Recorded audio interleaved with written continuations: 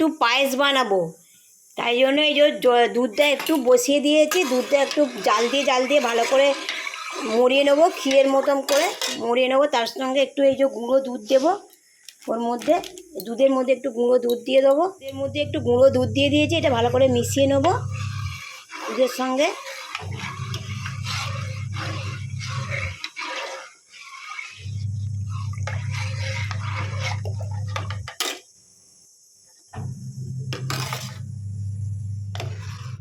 এই দুধটা অনেকটা ফুটে মরে গেছে। এবার এই যে চালটা, কাজু কিশমিশ সব দিয়ে দিলাম।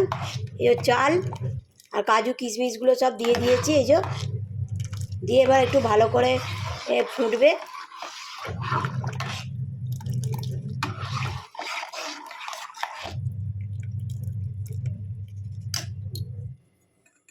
এই অল্প কাজু কিশমিশগুলো আবার দিয়ে দিচ্ছি।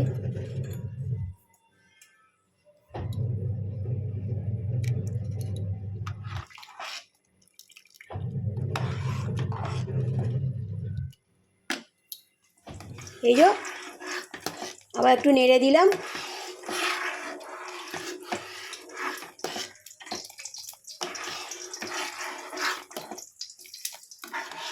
এই যে পায়েসটা অনেকটা সেদ্ধ হয়ে গেছে, এই যে একদম পুরো।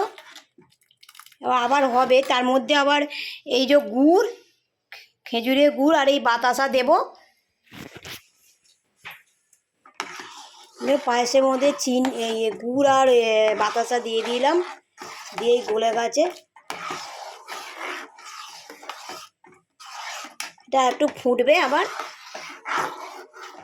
এই যে পায়েসটা অনেক, এই যে চিনি, তারপরে এই গুড় আর বাতাসা দিয়েছি, এই যে এরকম এসছে।